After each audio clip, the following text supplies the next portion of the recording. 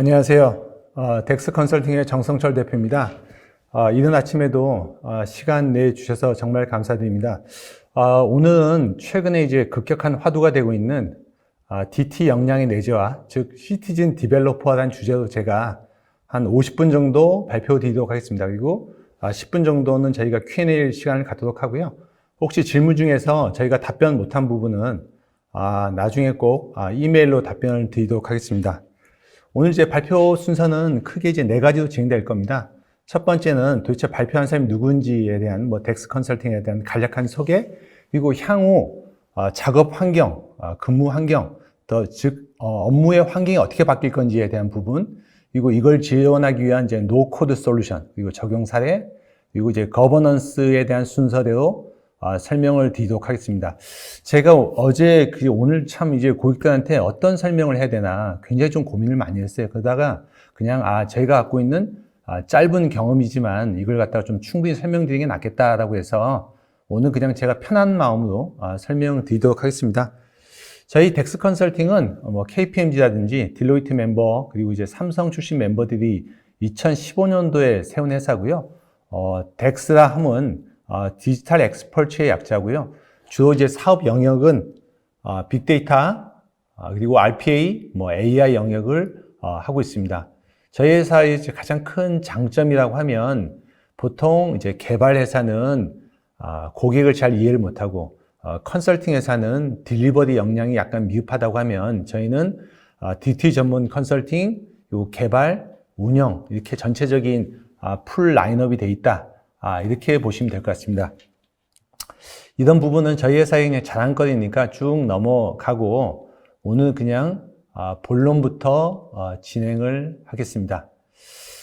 자, 이제 다들 경영자들 아니면 기업들이 코로나 때문에 굉장히 어려운 건 사실이죠. 보시다시피 시장 조사 기관에 의하면 코로나로 인해서 경기에 대한 부정적인 전망이 계속 늘어나고 있다. 이건 다들 아시는 내용이 될 것 같아요. 그리고 이제 나델라 회장, MS의 나델라 회장이 했던 말이 작년에 했던 말인데요.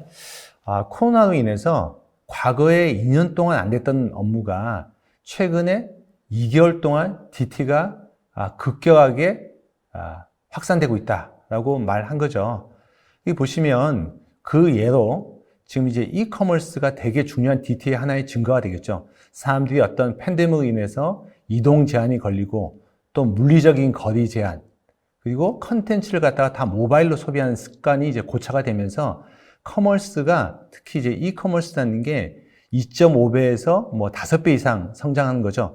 여기 보시면 영국 같은 케이스 같은 경우에는 한 5배 이상 성장했고요. 지금 미국 같은 경우에도 3배 이상 성장을 보실 수 있습니다. 그리고 좀 더 괄목하는 게 뭐냐면 전체 리테일에서 차지하는 이커머스의 비중이 드디어 이제 20%를 넘어갔다. 즉, 대세화되고 있다라는 거죠. 그리고 이런 어떤 디지털 전환에 따라서 처음에는 커머스를 쓰지 않다가 커머스로 유입된 사람들이 늘어나고 있고 더 중요한 건 뭐냐면 그 사람들이 디지털 경험에 대해서 굉장히 만족하고 있다. 그리고 향후에도 계속 쓸 거다라는 조사 결과가 나왔다는 거죠.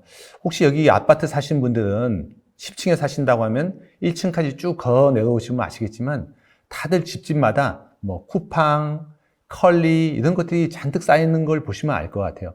저 같은 경우에도 실제로 옷, 식료품을 갖다가 오프라인에서 사본 기억이 속도말로 이제 가물갑니다. 이제 말 그대로 사람들이 커머스도 이제 빠른 시간에 이전을 하고 있고 이제 거기서 충분한 만족감을 느끼고 있다라는 거죠. 자, 그러면 고객들이 이렇게 이전되고 있으면 도대체 기업은 도대체 뭘 해야 되는 거냐라고 봤을 때 보시다시피 맨 왼쪽은 공급망의 디지털화예요. 그리고 두 번째는 고객 채널의 디지털화겠죠. 근데 보시면 글로벌 업체 약 800명의 임원들을 통해서 서베이한 건데 보시면 14%가 급격하게 DT화를 추진하고 있다. 그리고 34%가 DT를 갖다가 추진하고 있다는 거죠. 그리고 더 중요한 게 뭐냐면 이런 공급망 그리고 커머스 채널뿐만 아니라 일하는 방식, 협업 방식에서도 45%가 DT를 갖다가 빠른 시간 내에 채택을 하고 있다라는 거고요. 더 중요한 게 뭐냐면 기업들이 자동화 그리고 AI를 갖다가 한 66%의 기업들이 이걸 채택하고 있다. 그리고 이걸 확대할 거다라는 게 되게 중요한 거죠. 즉 고객의 모든 구매 환경이 DT화 되면서 기업의 내부적인 환경, 즉 협업하는 방식, 업무를 갖다 자동화시키는 게 굉장히 핫한 이슈가 되고 있다라고 보시면 될 것 같아요. 자, 그러면 이제 결국은 이런 것들이 사람들이 기업들이 도대체 어떤 영역의 사람을 뽑느냐를 보면 알 수 있는 거죠. 보시면 과거 이제 팬데믹으로 해서 없던 업종이 생긴 거죠. 즉 위생이라든지 물리적인 거리를 두는 이런 걸 관리하기 위한 영역. 두 번째는 기존의 업무가 유심히 보시면 다 자동화, 빅데이터, 디지털 이런 걸로 다 바뀐 거죠. 즉 기업들은 이제 DT 인력을 어떻게 확보하느냐가 기업의 경쟁력에 되게 중요한 요소가 됐다는 거죠. 그리고 맨 오른쪽을 보시면 아시겠죠? 러닝도 디지털 러닝이라는 거죠. 즉 과거에 HR 부서에서 일부 있었던 러닝 부분이 굉장히 크게 부각되고 있다. 즉 디지털 역량을 어떻게 직원들한테 가르칠 거냐라는 게 중요한 화두가 되고 있다는 거죠. 자, 그럼 이제 이런 사람들의 필요한 역량 이런 것들이 바뀌었을 때 우리의 기업의 근무 환경은 도대체 어떻게 바뀔 거냐가 되게 중요한 건데요. 크게 이제 두 가지로 표현될 수 있을 것 같아요. 첫 번째는 리모트 웍이죠. 리모트 웍. 근로자의 선진국 같은 경우에는 20에서 25%가 주 3일 이상을 갖다가 원격 근무한답니다. 근데 보시면 선을 보시면 생각보다 완만하죠. 즉 팬데믹 때 확 올라갔다가 팬데믹이 끝나고 나면 생각보다 좀 완만하게 떨어지는데요.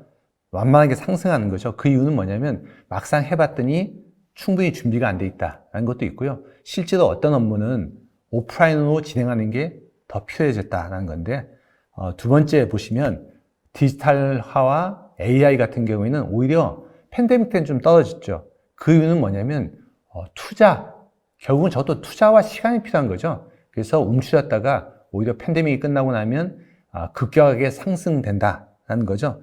즉 일하는 방식을 바꾸지 않으면 그리고 사람이 단순 반복적인 일을 바꾸지 않으면 기업의 미래가 없다는 게 굉장히 중요한 키워드로 떠오르고 있는 것 같습니다. 자, 이런 국내 사례는 이미 신문 많이 보셨을 거예요. 라인 같은 경우에도 이제 영구 재택근무를 하겠다는데 정확한 키워드는 재택근무는 아니죠. 리모트 웍이고 디지털 환경 내에서 업무를 하는 클라우드 워커죠. 즉 장소가 집이든 카페든 관계없이 네가 원하는 데서 정확한 너의 업무를 해라는 게 이제 중요한 요소가 될 것 같아요. 근데 여기서 중요한 부분이 뭐냐면 정확한 너의 업무라는 게 매우 중요한 키워드가 될 것 같습니다.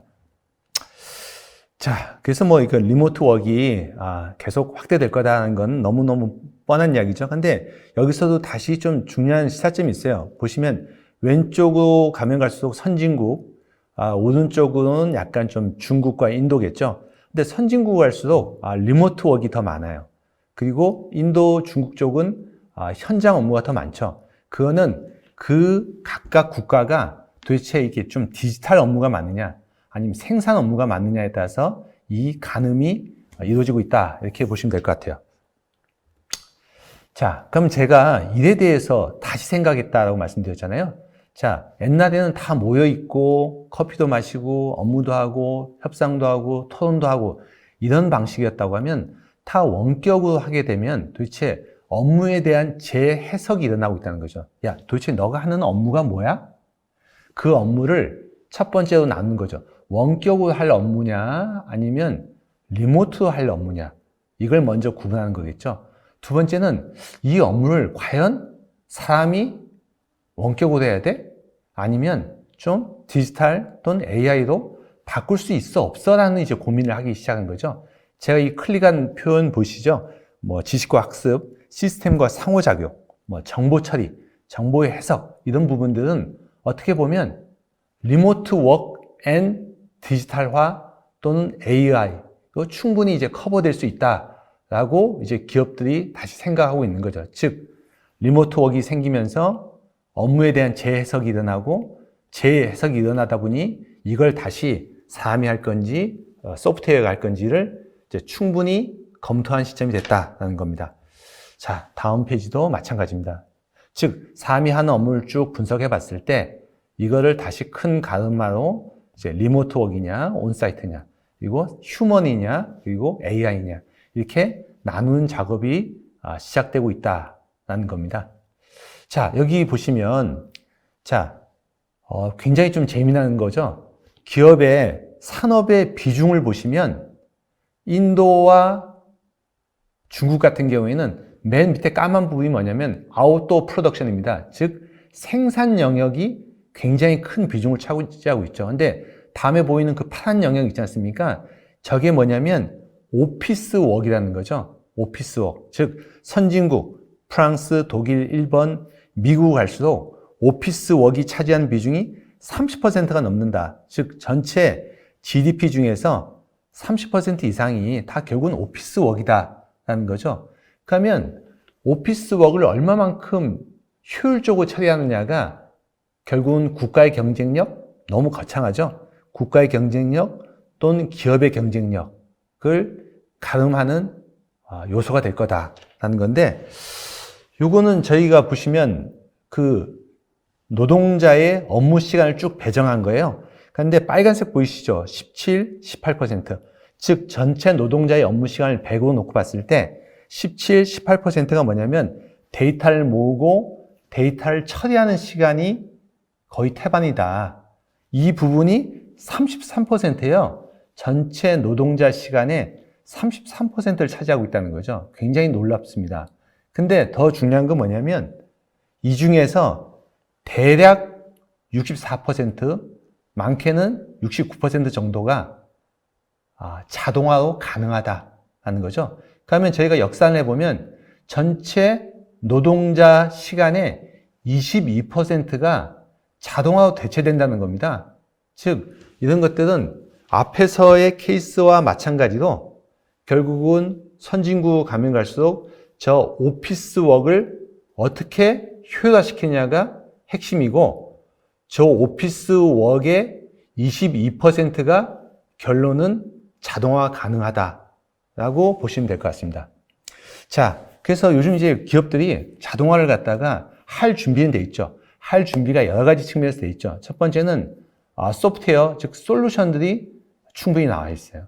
그리고 두 번째는 이런 솔루션들이 점차로 클라우드화 되면서 디플로이 비용들이 급격하게 떨어지고 있는 거죠. 그리고 노동시장이 너무 다이나믹하게 움직이는 거고, 가장 중요한 게 뭐냐면 사람 대비 AI가 더 싸냐, 이걸 이제 따지기 시작했다는 거죠. 근데 당연히 사람보다는 더 쌀 수밖에 없다, 이렇게 보시면 될 것 같아요. 자, 그럼 이제 그 AI가 너무 광범위하지 않습니까? 뭐 디지털 AI 이렇게 하는데, 저희가 그 기술 요소로 이렇게 슬라이스를 쳐보면 한 6개 정도로, 현재 채택되는 기술은 6개 정도로 보시면 될 것 같아요. 첫 번째는 RPA, 대부분의 기업들이 하고 계시죠. 두 번째 이제 워크플로우, 그리고 OCR, 머신러닝, NLP, 챗봇, 이런 기술을 다 아울러서 저희가 이제 AI라고 하는 거죠. 그리고 이 AI 기술과 일하는 방식을 결합시켜서 결론은 기업은 부가치를 얻는다. 근데 제가 말씀드린 것처럼 결국은 기업은 돈이죠. 근데 저희가 대기업은 훨씬 더 급여 수준이 높을 거예요. 근데 제가 저 비율은 중소기업의 신입사원의 시간당 비용입니다. 3만 원대죠. 근데 저분이 휴가도 안 가고 밥도 안 먹고 아무것도 안 한다는 전제죠. 근데 AI를 썼을 때 시간당 급여가 한 3천 원 정도겠죠. 근데 AI는 죄송한 표현이지만 휴가도 가지 않고요. 24시간 일을 하는 거죠. 토요일 날도 일을 합니다. 즉 그런 시간까지 따졌을 때는 AI가 10분의 1이 아니라 거의 20분의 1 이하로 비용이 떨어지는 거죠. 그래서 사회적인 기반, 즉 솔루션, 클라우드, 비용적인 측면에서 이미 기업들은 이제 AI와 디지털로 갈 수 있는 충분한 기반과 동기가 부여되는 상태다. 이렇게 보시면 될 것 같아요. 그래서 이런 자동화는 제가 이건 여러 번 발표했던 내용인데 크게 네 가지 흐름으로 갑니다. 첫 번째는 자동화의 백본이 되겠죠. RPA도 계속 확대될 거다. 그리고 두 번째는 RPA only가 아니라 NLP, 챗봇, OCR, 머신러닝 이런 추가적인 기능과 결합돼서 추가적인 부가가치가 생성될 거다. 그리고 오늘의 주제가 되겠죠. 수행 주체가 바뀌고 있다. 수행 주체가 바뀐다는 건 뭐냐? 과거에는 이런 프로젝트 다 개발자들이었어요. 근데 최근에는 시티즌 디벨로퍼, 즉 마케팅, 생산, 물류, 재무 담당자들이 본인들이 직접 만드는 그런 상황이 됐다라고 보시면 될 것 같습니다. 자, 먼저 하나씩 좀 설명드리겠습니다. 근데 저게 왜 결합돼야 돼? 이거 당연한 거죠. 여러분들 RPA가 손바닥이죠. 사람 대신 단순 반복적인 일을 하는 거지만, 자, 눈이 더 좋아지면 할 수 있는 일이 더 많죠. 눈이라는 게 뭐냐면 이미지를 읽고 텍스트를 뽑아내는 거죠. OCR 이거죠. 그리고 귀가 생기거나 입이 생기면 더 낫겠죠.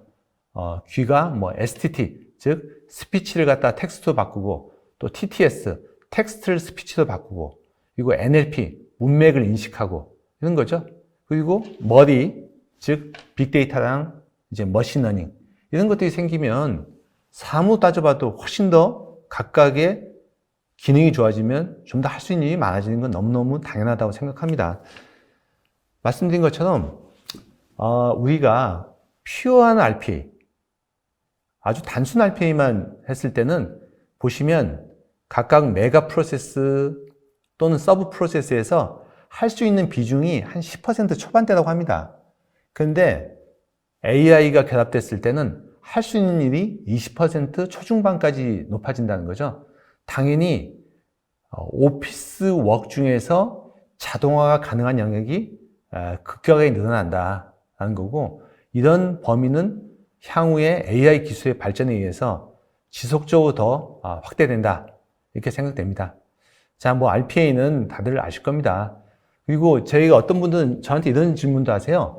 야, 그 RPA가 있잖아. 매크로 같은 거 아니야? 매크로랑 똑같은 거 같은데? 이렇게 말씀하시는 분이 있는데, 그것도 일부분 맞죠. 근데 매크로와 RPA, 또 SAP랑 RPA, 세일즈포스랑 RPA는 가장 큰 차이점은 뭐냐면, SAP랑 세일즈포스는 그 시스템 내에서 자동화하죠.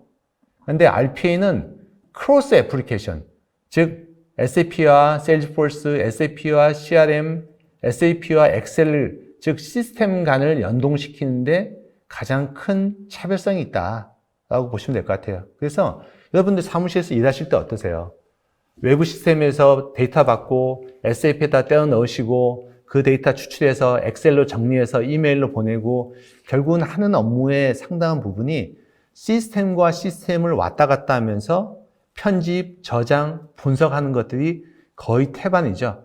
그런 업무 중에서 단순 반복적인 업무를 처리하는 게 RPA다 이렇게 보시면 될 것 같습니다. 자, 그래서 RPA가 적용돼서 밸류는 당연히 컴플라이언스죠. 규칙대로 하는 거죠. 로봇인데 규칙대로 하는 거고요. 또 큰 장점이 24시간 서비스인 거죠.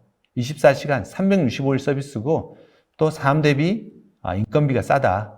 즉 보비용이 싸다. 복건비라고 하죠. 어떤 회사에서는 복건비라고 하시더라고요. 복건비가 인건비보다 훨씬 싸다. 이렇게 보시면 될 것 같아요. 그리고 OCR은 다들 이제 채택을 많이 하고 계시죠.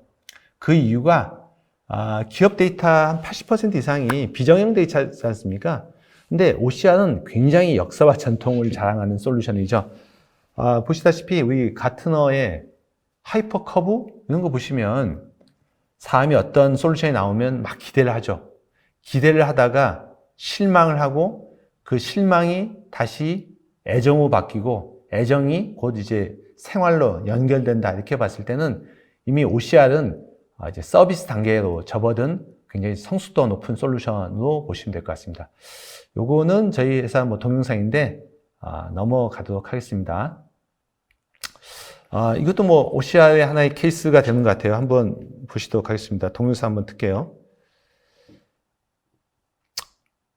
보시면 뭐 사업자 등록증, 재무제표 이런 것들이 이제 신용평가사 이런 데서는 아직도 저걸 사람들이 수작업 또 사업자 등록증 같은 경우도 이제 수작업으로 처리한 분들이 상당히 많으시더라고요. 그래서 OCR이라는 게 뭐냐면 이렇게 사업자 등록증이라든지 재무제표 같은 걸 넣으면 데이터를 추출하고 또 이게 RPA랑 결합됐을 때는 저 추출된 데이터가 자동으로 시스템에 입력되는 이런 부분이 되겠습니다. 근데 과거에는 OCR의 정확도가 높지 않았습니다. 즉 OCR을 추출하고도 사람들이 수작업을 체크해야 되는 부분이 상당히 많았는데 최근에는 완전히 없어지지는 않았지만 그래도 상대적으로 정확도가 높아져서 이게 기업의 경영활동에 이미 충분히 쓸 수 있는 수준이다라고 보시면 될 것 같아요.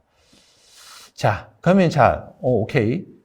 오케이. 기업들이 경영환경 바뀌고 있어. 자, DT, AI 채택이 되게 중요해. 그래서 다들 사람을 뽑을 때도 거기를 뽑으려고 그래. 그리고 전체 GDP의 30% 이상이 오피스워크야. 그 중에서도 전체 인건비의 한 22%는 충분히 자동화 가능하다고 해. 이게 엄청난 기회이자 생산성 향상의 요소가 되겠죠. 그러면 이걸 도대체 어떻게 해야 돼? 어떻게 해야 돼가 이제 중요한 거겠죠. 근데 저는 여기에 굉장히 중요한 출발점이 뭐냐면, 도구라고 생각합니다. 도구. 여러분들이 이런 시티즌 디벨로퍼를 진행할 때 어떤 도구를 쓰느냐. 근데 여러분들이 만약에 이럴 수 있겠죠. 만약 회를 뜨신다고 할 때, 망치로 회를 뜰 수도 있겠죠. 근데 그 회가, 먹음직스럽지는 않겠죠. 그리고 굉장히 많은 노력이 들 겁니다. 그래서 적당한 솔루션을 선택하는 게, 이런 DT 내재화의 되게 중요한 요소다라고 저는 생각됩니다. 자, 여기 가트너에서 10대 트렌드를 뽑은 거가 있는데요. 왼쪽에 보면 뭐 people centric이죠. 결국은 사람 중심의 어떤 트렌드가 있다. 그 중에서도 이제 중요한 두 가지가 있는데 첫 번째는 이제 초자동화, 하이퍼 오토메이션이라고 하는데요.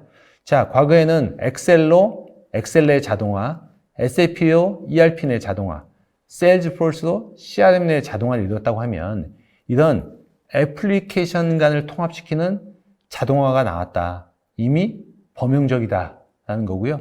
그리고 이런 자동화 솔루션을 즉 전문성의 민주화, 즉 개발자가 없어도 담당자가 적합한 솔루션을 교육을 받으면 이제 가능해라는 거죠.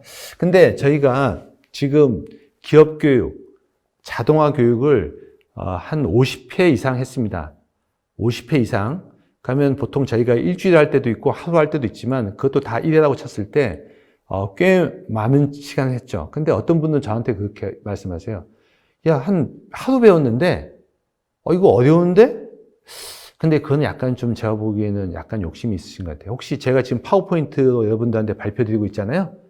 제가 이 파워포인트를 여러분들이 보시기에는 아마 적당하게 잘 만든 파워포인트라고 생각하실 거예요.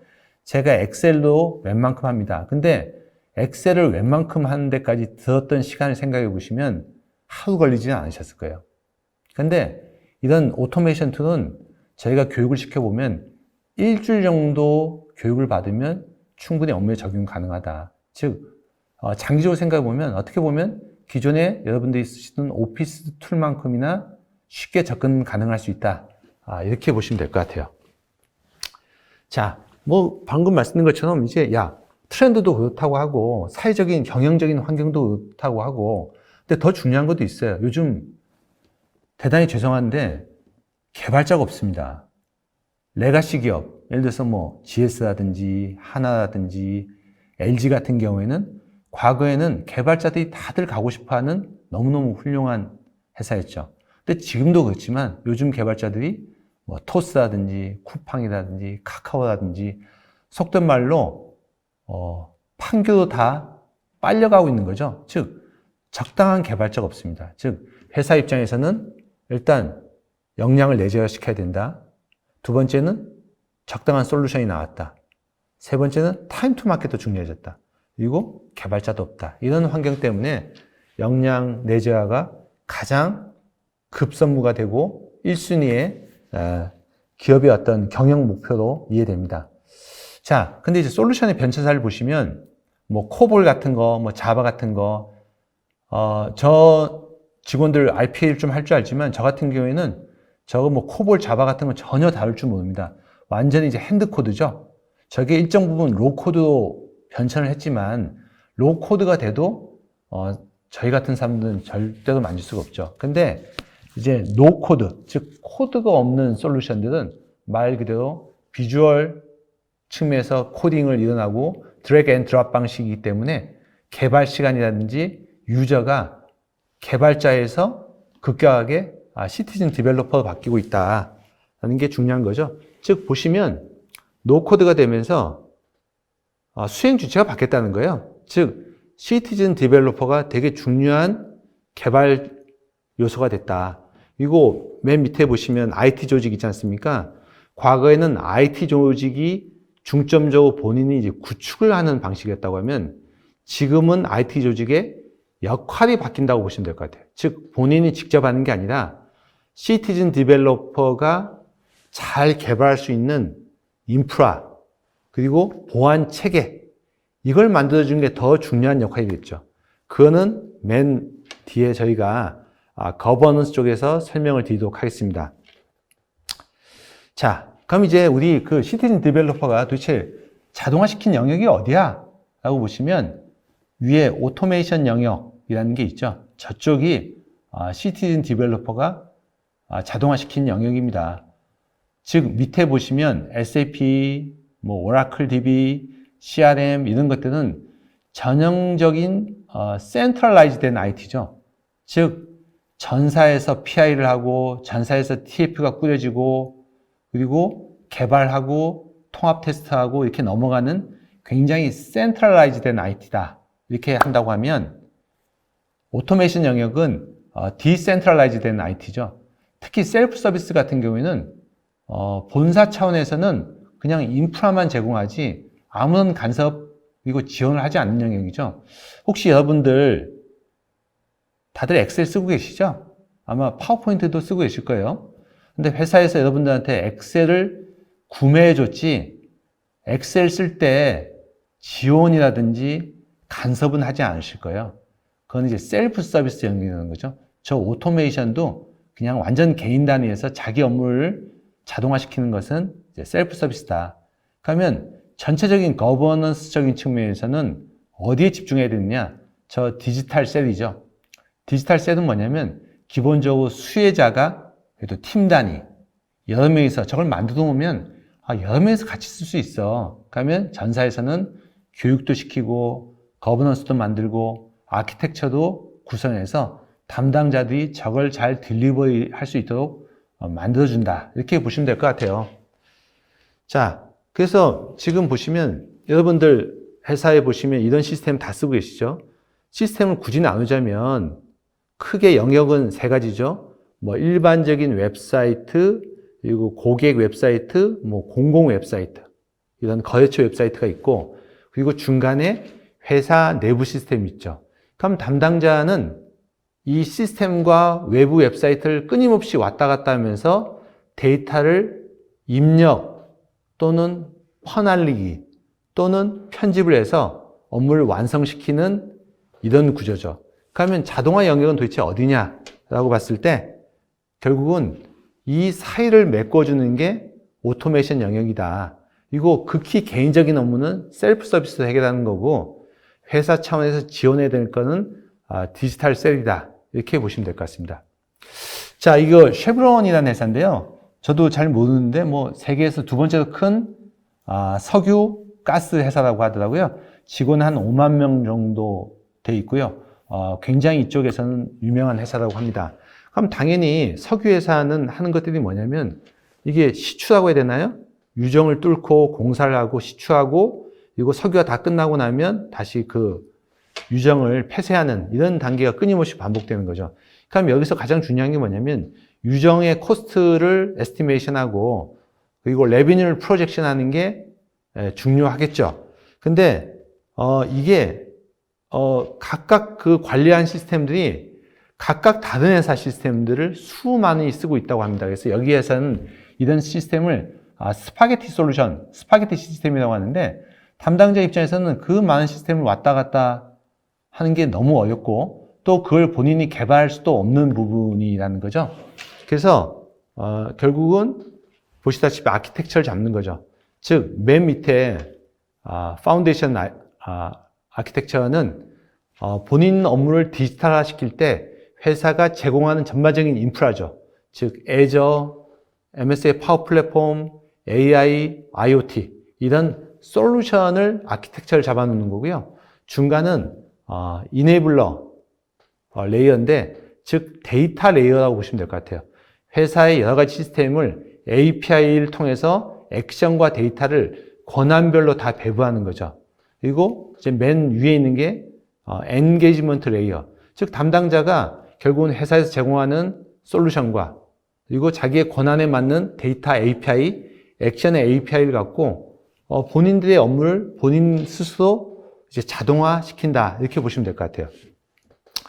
자, 그래서 전체적인 아키텍처를 저 앞에 쉐브론의 예시를 들면 이렇게 나올 수 있습니다. 즉, 프론트 레이어는 각각 담당자들이 자기의 자동화된 화면을 만드는 레이어, 그리고 그 화면을 만들 뿐만 아니라 분석을 하는 분석 레이어, 그리고 각각 데이터를 가져오거나 분석하거나 저장하는 이 워크플로우를 태우는 RPA의 워크플로우, 그리고 맨 밑에는 여러 가지 이제 데이터 API, 프로세스 API를 심어 놓고 담당자들이 스스로 업무를 할 수 있게끔 한다라는 건데, 자, 근데 이제 여러분들이 보시면 아실 거예요. 야, 업무를 자동화할 때 생각보다 많은 솔루션이 드네? 그러려면 세 가지 이슈가 있어야 되겠죠. 첫 번째는 저 솔루션들을 한 회사가 제공한다고 하면, 두 번째, 좀 더 잘 통합되어 있지 않을까? 세 번째, 저렇게 여러 가지 솔루션을 쓰려면 굉장히 쉬워야 되겠네? 이 세 가지의 이슈가 있다는 거죠. 그래서 저희는 이제 당연히 이 세 가지 영역을 MS의 애저, 그리고 MS의 파워 플랫폼으로 고객한테 제안드리고 있습니다. 즉, 프론트 엔게이지먼트 레이어에서는 BI를 통해서 분석하고 버추얼 에이전트 갖고 사람 대신 비대면 커뮤니케이션을 하고, 그리고 파워 앱스를 갖고 시스템을 만들고 오토메이트를 가지고 업무를 자동화시키는 거죠. 즉, 여러분들이 직원들의 역량 내재화를 시킨다라는 측면에서 봤을 때는 전체적으로 이런 아키텍처를 통합적으로 제공할 수 있는 회사가 적합하다고 생각합니다. 안 그러면 여러분들이 RPA 딴 업체, BI 딴 업체 했을 경우에는 이런 것들이 다시 통합의 이슈가 있는 거죠. 즉, 자동화는 시켰지만 앱을 못 만든다든지, 자동화 시켰지만 쉽게 분석이 안 된다든지, 이런 문제에 봉착하게 될 수도 있다는 겁니다. 자, 여기 보시면 몇 가지 글로벌 사례를 해놨는데요.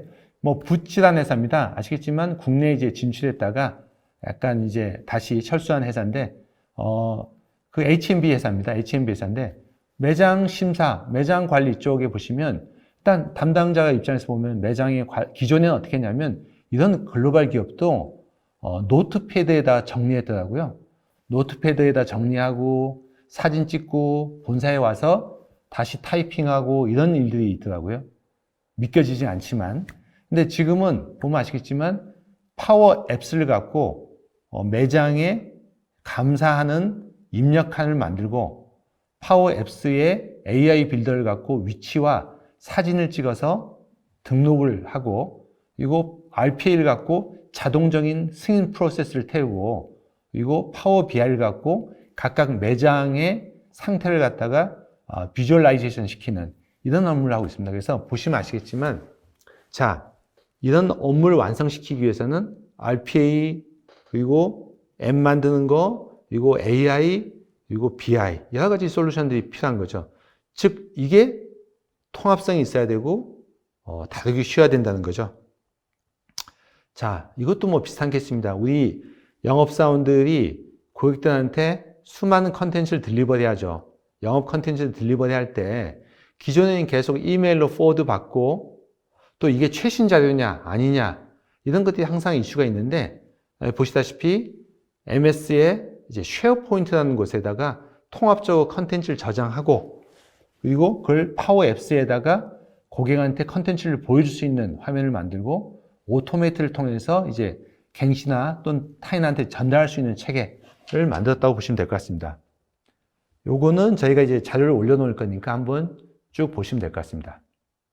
자, 그래서 저희는 이런 자동화, 제가 죄송한데 물 한 잔 마시겠습니다.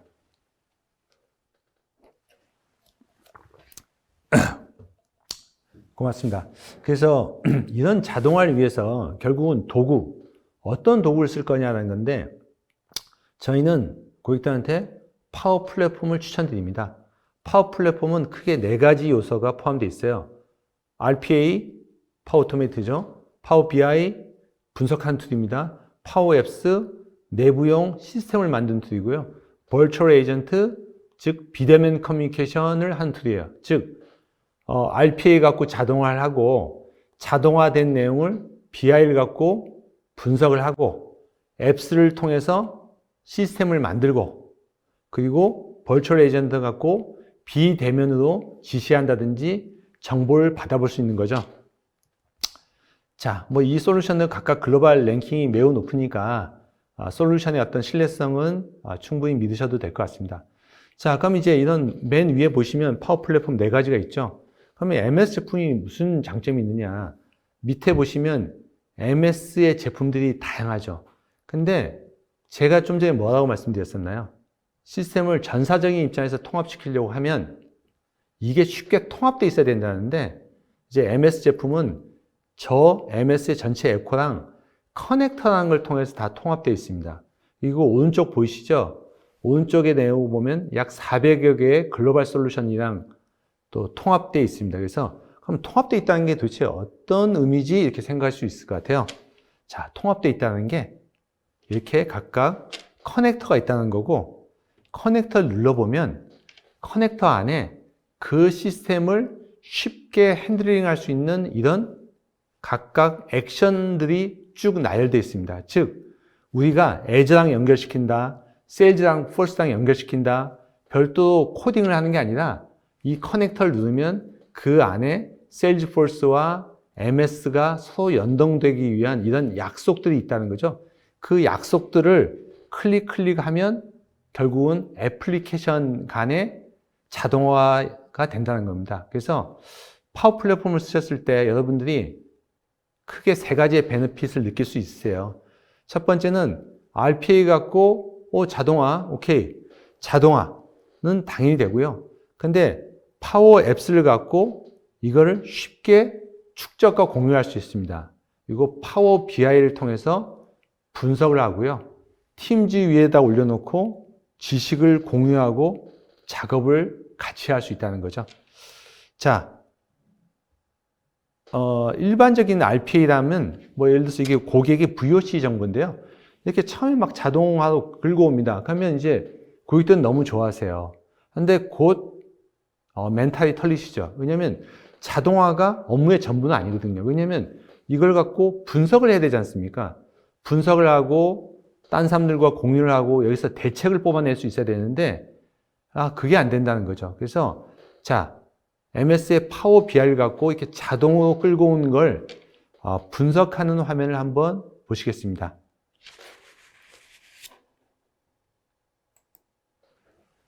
자, 파워 BI를 사람이 직접 핸들링하는 화면인데요. 자, 파워 BI를 갖고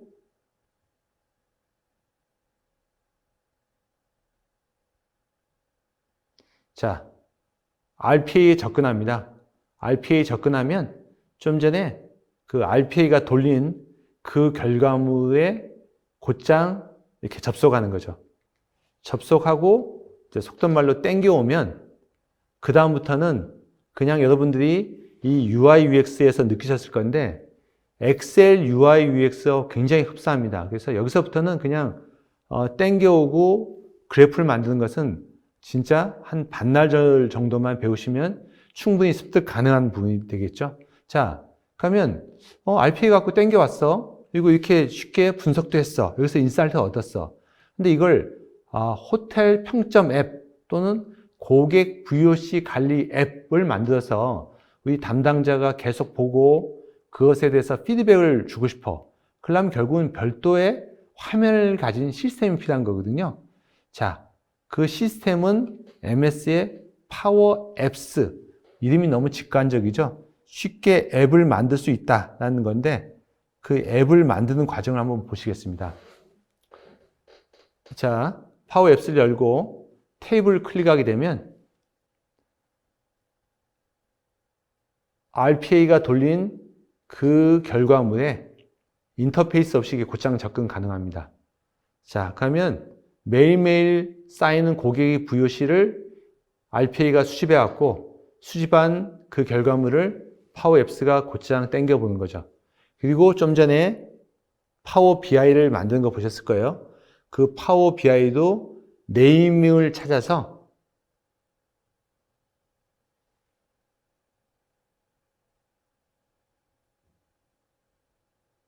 이렇게 붙이는 거죠. 자, 붙이고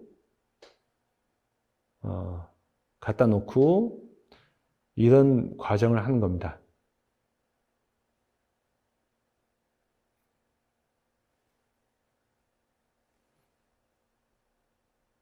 근데 여러분들 좀 전에 파워 BI는 UI UX가 상당히 엑셀과 비슷하다고 느꼈을 거고요. 요거는 느낌상 파워포인트와 상당히 흡사하다 이런 느낌을 받으실 것 같아요. 실제로 역할도 비슷합니다. 그래서 이렇게 쭉 갖다 넣으면 결국은 고객 VOC 관리 이제 앱이 만들어지는 걸로 보시면 될 것 같습니다. 자, 그럼 이제 버추얼 에이전트, 즉 챗봇인데 여러분들 다들 회사 내에서 챗봇을 쓰고 계실 거예요. 근데 챗봇은 주로 어떤 용도로 쓰느냐? 질문을 하면 답변을 하는 거죠. 거의 대부분의 챗봇이 질문하면 답변하는 건데 그 답변의 형태는 텍스트죠. 그래서 질문에다 답변을 다 미리 해놨다가 그 답변을 클릭하거나 그 질문을 타이핑하면 그걸 찾아다가 텍스트 기반의 답변을 뿌려주는 거죠. 이게 일반적인 챗봇이겠죠. 근데 MS 파워 플랫폼에 있는 버추얼 에이전트는 다릅니다. 뒤에 RPA가 붙어 있어요. 그래서 챗봇에서 액션을 할 수 있습니다. 대표적인 건 뭐냐? 나한테 이메일 보내줘. 즉 매뉴얼을 나한테 이메일 보내줘. 나의 아이디와 패스워드를 세팅 다시 해줘. 그리고 이 사람을 서비스에 등록시켜줘. 이런 것들이 가능한 거죠. 자, 챗봇을 통해서 요청을 받으면 RPA가 뒷단에서 작업을 하는 거죠. 그래서 보시면 왼쪽은 채팅 창이고 오른쪽은 이제 그 플로우를 짜는 창인데요. 보시다시피 오른쪽의 플로우 중에 일부분들이 이렇게 딴 시스템과 연동시킨다든지 그리고 이메일과 연동시킨다든지 액션을 할 수 있는 이런 즉 RPA가 붙어 있다는 게 가장 큰 장점이 되면 될 것 같습니다. 그래서 자, MS 제품을 쓰신다고 하면 자동화, 분석, 공유, 그리고 비대면 커뮤니케이션, 24시간 커뮤니케이션을 동시에 진행할 수 있다. 이렇게 보시면 될 것 같습니다. 자, 그러면 이제 진짜 이게 우리가 자동화 가능해? 라고 하는데 이게 제가 모 회사에서 지금 저희가 자동화 프로젝트를 하고 있습니다. 저희가 3명이 들어가서 6개월 동안 풀로 현업 담당자들을 교육을 시켜서 그분들이 직접 자기네들이 과제를 개발하는 프로젝트예요. 전체 30명을 저희가 하는데 저희가 이제 과제가 쭉 올라오고 그 과제를 분석해 봤는데 결론은 여기서 재밌는 시사점이 있죠. 보시면 아시겠지만 네 가장 많이 쓰는 건 뭐야? 엑셀과 외부 앱입니다. 그리고 내부 시스템은 6개가 거의 전부예요. 나머지는 쓰는 빈도가 너무 낮습니다. 결론은 뭐냐? 결국은 오피스군, 온라인군, 그리고 내부 시스템과 잘 연동되는 솔루션을 채택한다고 했을 때는 시티즌 디벨로퍼가 그렇게 어렵지 않다. 그리고 저희가 이미 이 업체를 통해서 충분히 교육을 통해서 그 목적을 달성할 수 있다는 일부 경험을 갖고 있습니다. 자, 이것도 넘어가겠습니다. 자, 거버넌스인데요. 국내에 S전자, L정보통신 이런 업체들도 이미 내재화를 꽤 많이 하고 있습니다. 그리고 방금 말씀드린 저희 L호텔 같은 경우에 저희가 이제 아예 6개월 정도 들어가서 하고 있고요. 최근에는 이제 그 모 국내 1위 식품사 같은 경우에도 이제 시티즌 디벨로퍼 관점에서 본인들이 과제를 뽑고 저희가 계속 코칭을 하고 그분들이 직접 만드는 이런 식의 이제 프로세스가 진행되고 있습니다. 자, 그럼 이제 거버넌스적인 측면에서 보면 이 슐렌버거의 예시를 보시면 상당히 좀 의미가 있을 것 같아요. 슐렌버거가 여기도 가스 업체네요. 직원 수가 한 10만 명 정도 되고 85개국 정도에서 지금 서비스를 하고 있습니다. 근데 여기 보시면 평균 활성화 유저가 한 10,000명 정도 되고 앱이지만 1,300개 정도, 그리고 시티즌 디벨로퍼가 한 400명 정도 지금 활동하고 있습니다. 그래서 이거는 그분들이 직접 자기네들이 각각 자기 업무를 갖다가 자동화시키기 위해서 만든 앱들인데요. 근데 여기 보시면 아시겠지만 IT 부서, DT 부서가 어떤 역할을 해야 되는지가 알 수 있죠. 즉 IT 부서와 DT 부서는 좀 전에 제가 보여드린 그 아키텍처 있지 않습니까?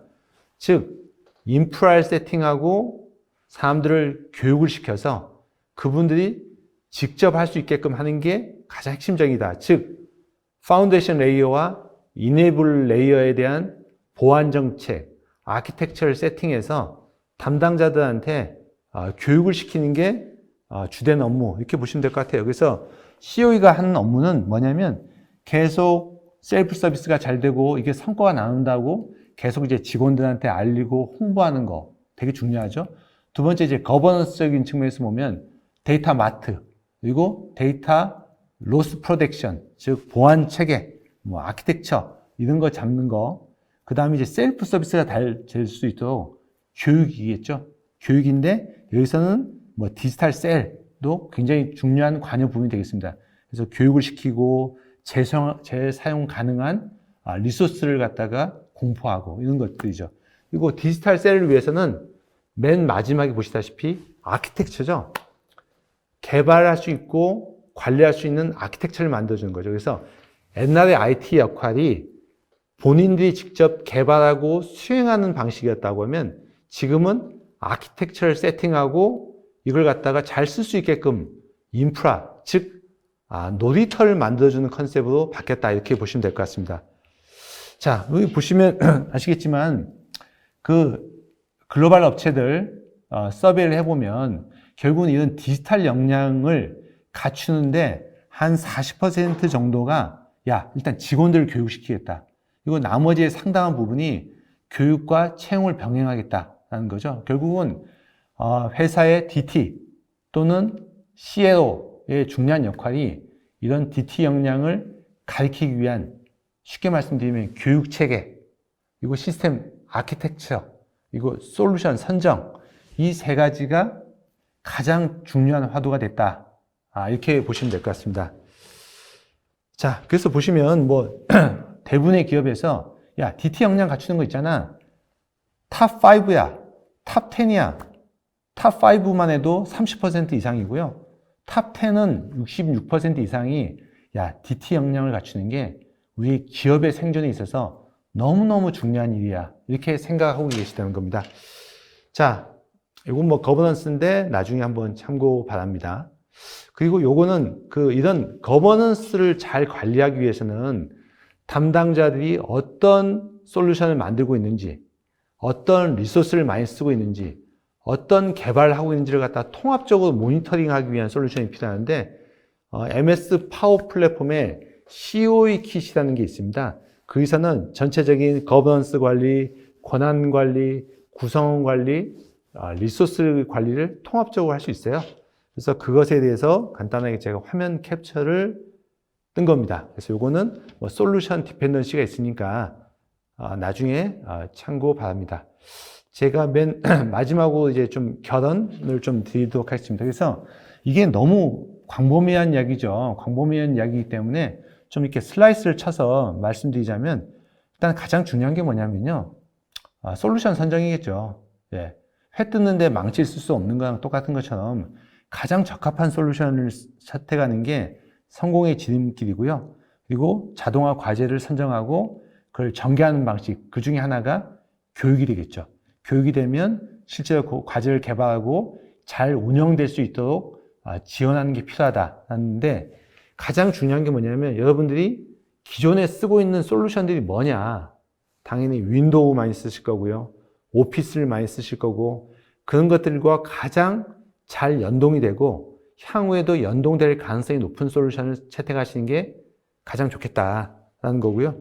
그래서 저희는 RPA 솔루션을 다 좋죠. 다 좋고, 이제 최근엔 탑3가 UFS, AA, MS로 이제 바뀐 걸로 이해됩니다. 그 근거는 뭐냐면, 포레스트 리서치라든지, 시장 조사 기관에서 이제 MS 제품을 포레스트에서도 2위, 그리고 시장 점유율에서도 2위로 선정했기 때문에 저희는 전체적인 RPA만 바라보는 게 아니라, 전체적인 이제 통합성 관점에서는 뭐 MS 제품을 보시는 게 훨씬 더 뛰어난 선택이 될 수도 있다. 이렇게 좀 말씀드리고요.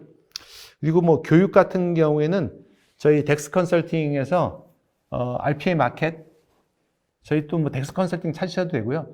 저희가 여기에서 그냥 무상 교육을 많이 하고 있습니다. 즉 기업의 DT 역량 내재화에 좀 불씨라도 되고 싶어서 저희가 이런 무상 교육을 많이 하고 있으니까 필요하신 분들은 신청을 해 주시면 될 것 같습니다. 제가 여기까지 발표를 마쳤고요. 혹시 질문 있으시면 제가 답변 드리고요. 그리고 시간상 답변을 다 못 드리더라도 저희 직원들이 꼭 나중에 콜백 또는 이메일로 내용을 좀 전달 드리도록 하겠습니다. 그럼 질문 좀 부탁드립니다. 예, 첫 번째 그 저항감이 심하다라는 건데, 제가 이건 충분히 맞는 말씀인 것 같아요. 근데 이제 이런 건 있을 것 같습니다. 저희가 모 호텔에서 처음에 할 때 지원자가 거의 없었어요. 근데 제가 이제 발표가 끝나고 나서 지원자가 너무 폭주를 해서 한 건데 여러 가지 이유가 있을 것 같아요. 첫 번째는 DT 역량을 갖추는 게 본인의 몸값을 위해서, 본인의 생존을 위해서 중요하다. 이게 첫 번째고요. 두 번째는 회사 내에서 DT 관련된 자격증 또는 교육 이수 점수가 있더라고요. 근데 이런 RPA를 갖다가 그 교육 이수로 이제 채택을 해 주셔가지고 두가적인 측면에서 이제 직원들의 신청이 굉장히 많았던 걸로 저는 이해하고 있습니다. 물론 이제 업체마다 조금의 차이가 있을 수도 있고요. 그리고 유사한 기능을 제공하는 타사의 제품과 비교했을 때 덱스 컨설팅의 차별화된 장점 뭐냐라는 건데, 혹시 여러분들 여기서 인터넷 혹시 뒤져보실 수 있으면, 좀 전에 제가 그 교재에서 RPA 마켓이라는 걸 한번 말씀드렸어요. RPA 마켓이라는 데 가보시면 저희 덱스 컨설팅이 고객들한테 RPA를 갖다가 무료로 써보시라고 만든 구독형 사이트입니다. 즉 대부분의 업체는 본인들이 구축만 하시고 떠나셔서 이 시스템이 제대로 잘 운영되는지에 대한 이해도가 좀 낮을 수 있는 반면, 저희는 직접 구독형 서비스를 만들고 기획하고 운영하고 있기 때문에 굉장히 안정적인 서비스가 가능하다. 그리고 두 번째는 컨설팅 조직이 있어서 고객의 어떤 DT의 로드맵 그리고 과제 발굴까지 좀 체계적으로 해드릴 수 있다는 게 차별성이라고 생각합니다. 네, 여기 답변 되셨을까요? 그리고 지금 방금 또 다른 질문이 오셨는데요. 재무, 인사 이런 쪽에서 고려할 사항이 있느냐라고 말씀하셨는데, 저희는 이제 RPA를 할 때는 이런 겁니다. RPA 하실 때 되게 단순합니다. 여러분들 고등학교를 막 졸업한 인문계 학생이 여름에 알바로 왔을 때 여러분들한테 어떤 일을 시키시나요? 단순 반복적인 일이죠. 특히 거래처에 돈 나가는 거, 그리고 돈 들어온 거 체크하는 거, 그리고 직원들한테 돈 나가는 거, 이건 잘 아시겠죠? 그래서 처음에 하실 때 단순 반복적인 거, 매일 하는 거는 오케이. 근데 초기에는 돈이 집행되는 것들은 안 하시는 게 좋습니다. 즉 단순 반복적이고 규칙성 있는 업무는 직원의 만족도를 위해서, 그리고 업무 효율성을 위해서도 너무 좋다. 근데 돈 나가는 거는 죄송한데 초기에는 안 하시는 게 좋겠다라는 게 저희 의견입니다.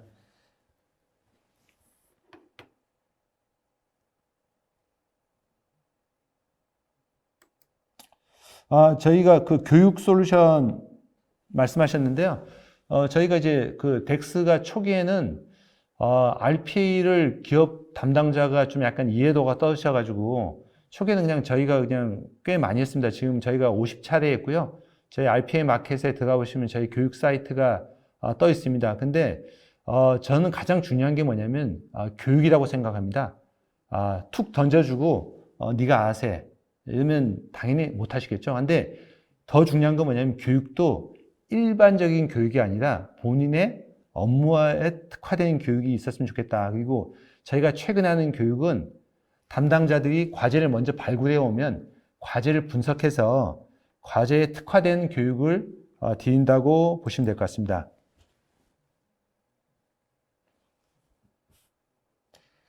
자, 그리고 RPA가 적용 가능한 기준이 뭐냐? 하는데 좀 전에 말씀드렸죠. 여름 알바생이다. 단순 반복적 일이고 규칙성이 있어야 된다. 그리고 예를 들어서 OCR, NLP 여기까지 연동될 수 있으면 괜찮겠죠. 그래서 초기에는 너무 판단을 요하는 작업은 안 하셨으면 좋겠다. 두 번째, 주별, 월별로 하는 거는 안 하시면 좋겠다. 왜냐하면 주별, 원별로 한다는 것은 규칙성보다도 판단이 들어갈 가능성이 되게 많거든요. 그래서 가장 좋은 건 뭐냐면 매일매일 발생하면서 많은 사람들이 반복하는 것들이겠죠. 예를 들어서 상품 코드 매핑이라든지 온라인 뉴스 크래핑이라든지 선적 정보 자동 입력이라든지 이런 것들은 매우 좋은 케이스라고 보시면 될 것 같습니다.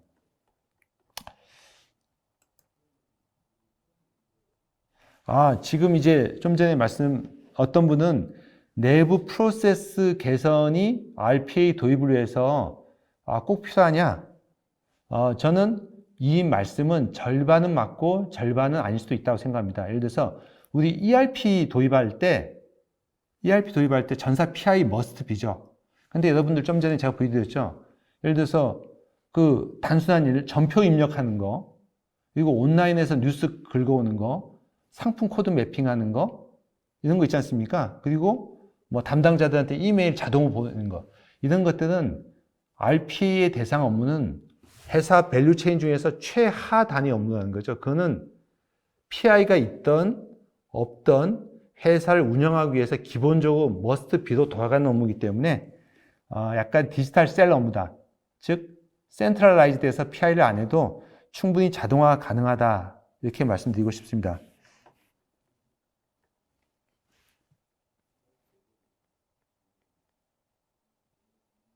네, 지금 모 솔루션을 쓰고 계시다고 했는데 저는 그 방금 말씀하신 유사 솔루션은 굉장히 좋은 솔루션이라고 생각합니다. 근데 여러분들이 이런 건 있겠죠. 우리가 아파트가 좋다고 해서 아파트 갖고 살 수 있는 건 아니고 옆에 택시도 있고 버스도 있고 약국도 있어야 되겠죠. 결국은 이게 생활이 되려면 옆에 솔루션과 통합돼 있어야 되고 그 통합된 환경을 내가 쉽게 싼 요금을 쓸 수 있어야 된다는 거죠. 그런 측면에서 RPA만 바라볼 게 아니라 오토메이션이라는 전체적인 관점에서 봤을 때는 제가 봤을 때는 MS를 도입하시는 게 의미가 있다 이렇게 생각됩니다. 제가 오늘 1시간 동안 소중한 시간 내주셔서 너무 감사드리고요. 저희 덱스 컨설팅은 MS의 파워 플랫폼을 가지고 이제 고객의 오토메이션을 위해서 교육, 컨설팅, SI 프로젝트를 하고 있습니다. 그래서 편안하게 저희 RPA 마켓에 접속하셔서 충분히 RPA를 체험하셔도 되고요. 저희 담당자한테 연락 주시면 저희가 성실하게 콜백하도록 하겠습니다. 감사합니다.